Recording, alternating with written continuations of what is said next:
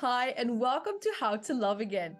I am thrilled to be here with you today and to be diving into all this amazing, powerful, in-depth content that's going to help you transform your love life.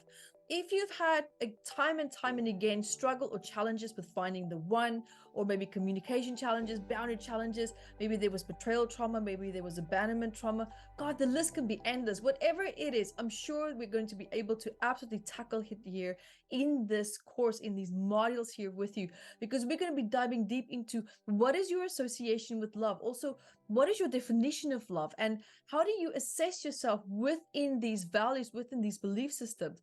Because it's one thing to think that you are worthy of love, that you know what you want, you know what that relationship should look like and feel like, but you just can't seem to attract it. You're just not aligning with it, even though in your mind everything is crystal clear. Normally, the culprit here is and are always stemming from your past, your associations that you made with love, your experiences with your past.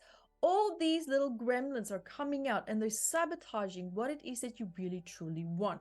And that is why it's also sometimes really hard to manifest love, because when we have this ideal idea of what we want and what it should look like, but then we find ourselves just not attracting it, that's because the subconscious mind is saying, hey, well, all right, if you want love, okay, great. Let's go see what are our prior references for love. And voila, it's going to go and dig up all these old negative traumatic experiences that you've had in the past. And this is normally what we become a frequency match and alignment to. So this is what we would really like to put an end to. So this is one of many things that we are going to help you to start to process and to work through the healings of this. We're going to be diving deep also into your boundaries, because healthy boundaries equals a healthy relationship. Because if your boundaries have been overstepped time and time and again in a relationship, it's going to affect your confidence, your self-esteem, your self-worth, and also what you feel you are worthy of within relationship dynamics. And it's time that we up the bar for it to be healthy, so that you can attract healthy people who will respect and listen to your boundaries. But now there's another thing I already touched on the next point. It's communication, because in order to be heard, in order to be listened to, you yourself also need to understand what are your communication styles. How comfortable do you feel communicating?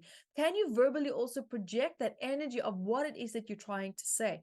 This is all these things that we're going to be diving deep into during these courses. We're also going to be touching on fear of abandonment. We're going to be touching on also, not even touching on it, we're going to dive into it. We're going to be looking at finding the right partner, and also how to meet a high quality partner, and then creating love and intimate relationships, and how to really cultivate that emotional foundation that you can have with the partner, because everything is not always just about intimacy, but it's also about building emotional intimacy. And emotions is sometimes one of the hardest things for us to feel, to access, and to appreciate. Normally we spend our entire lives trying to avoid it. So how can you feel your way through a relationship in a healthy way if feeling is what we're trying to avoid as well?